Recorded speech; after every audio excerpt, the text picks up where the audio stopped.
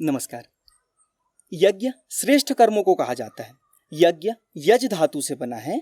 यज देव पूजा संगतिकरण दानेसु, अर्थात विद्वानों का आदर, उनकी संगति, दान आदि से यज्ञ सिद्ध होता है।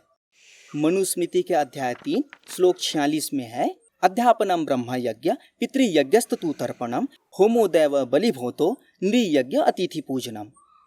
यज्ञ कई प्रकार के हो सकते हैं, पर 5 महायज्ञों के बारे में महाराज मनु ने यहाँ उल्लेख किया है। ब्रह्म यज्ञ, देव यज्ञ, पितृयज्ञ, बलिभूत यज्ञ एवं नृयज्ञ। श्लोक 50। जपो हुतो होमा प्रहुतो भौतिको बलि ब्रह्मचम हुतम द्विजाग्रचार्चा प्रासितम पितृ तर्पणम। मनु जी ने जो बताया उसे विस्तार से समझते हैं।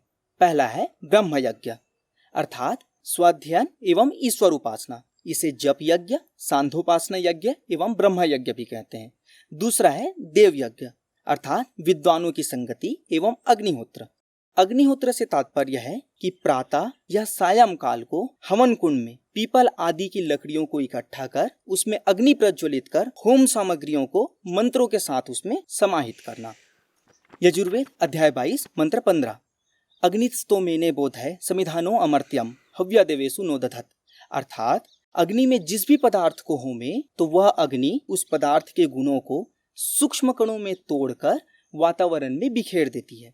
आपने यह अनुभव भी किया होगा कि कुछ पदार्थ, उदाहरण के लिए गुड़ ले लीजिए, गुड़ अगर एक निश्चित स्थान पर हो तो सिर्फ उसी स्थान पर वह सुगंध बिखेरेगा, पर जैसे ही हम उसे अग्नि में डालते हैं तो अग्नि उसके गुणों को, उसके गंध को वातावरण में बिखेर देती है, जिससे दूर तक भी उसके गंध को अनुभव किया जा सकता है।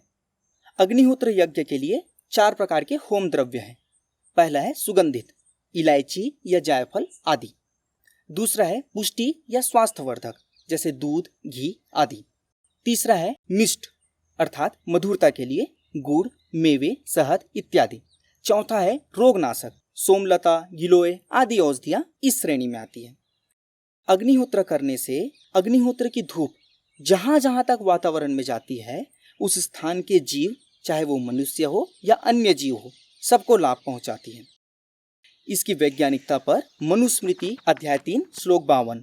अग्नौ प्रस्ताहुति सम्यागादित्य मुपतिष्ठते आदित्य जायते वृष्टिर्वृष्टिरन्नम तथा प्रजा, अर्थात अग्निहोत्र में अच्छी प्रकार से होमी गई द्रव्य सूर्य किरणों को प्राप्त होती है एवं वातावरण पर सुप्रभाव डालती है। इससे बरसात के माध्यम से वह कण धरती पर वापस आते हैं, जिससे अन्न का अच्छा उत्पादन होता है एवं प्रजा का कल्याण होता है। तीसरा महायज्ञ है पितृयज्ञ। माता पिता एवं वृद्ध ज्ञानी की सेवा करना पितृयज्ञ कहलाता है। इसके 2 भेद हैं। पहला है श्राद्ध। अधिकतर लोगों को यह भ्रांति है कि यह मृतकों के लिए होता है, पर ऐसा नहीं है, यह जीवितों हेतु है। श्रत सत्यम दधाति यया क्रिया सा श्रद्धा श्रद्धया यत क्रियते तच्छ्राद्धम, अर्थात जिससे सत्य का ग्रहण किया जाए उसे श्रद्धा कहते हैं, एवं श्रद्धा भाव से जो सेवा हो उसे श्राद्ध कहते हैं। दूसरा है तर्पण। तृप्यन्ति तर्पयन्ति येन पितृन तर्पणम, अर्थात ऐसा कर्म जिससे माता पिता प्रसन्न हो, यह तर्पण कहलाता है। स्पष्टतः यह भी जीवितों के लिए है। चौथा महायज्ञ है बलिभूत यज्ञ। पशु पक्षियों, कीटों आदि के लिए अपने भोजन का एक अंग निकालकर उन्हें देना, यह बलिवैश्वदेव यज्ञ, बलिभूत यज्ञ या भूत यज्ञ कहलाता है। पांचवा है नृयज्ञ। अतिथि का सेवा सत्कार नृयज्ञ कहलाता है। मनुस्मृति अध्याय 3 श्लोक 71।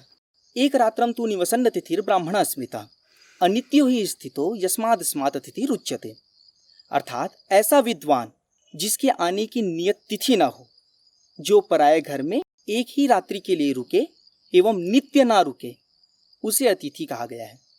यदि हमारे यहाँ कोई रिश्तेदार, मित्र या संबंधी आते हैं तो वे अतिथि नहीं अपितु आगंतुक हैं। चूंकि विद्वान होने के कारण अतिथि हमें ज्ञान देते हैं, इसलिए इन्हें अतिथि देवो भव कहा गया है। सभी व्यक्तियों को इन 5 महायज्ञों को अपने सामर्थ्यता अनुसार करते ही रहना चाहिए। इससे कई लाभ होते हैं। ऋग्वेद मंडल 1 सूक्त 1 मंत्र 4। अग्नेयम यज्ञमध्वरम विश्वता परिभूरसि स इद्वेषु गच्छति, अर्थात यज्ञ श्रेष्ठ कर्म है। इस हिंसा शून्य यज्ञ को हम जाने एवं अपने जीवन को यज्ञमय बनाएं। उत्तम कर्म करें पर उन पर कभी गर्व ना करें। यही देव बनने का मार्ग है। नमस्कार।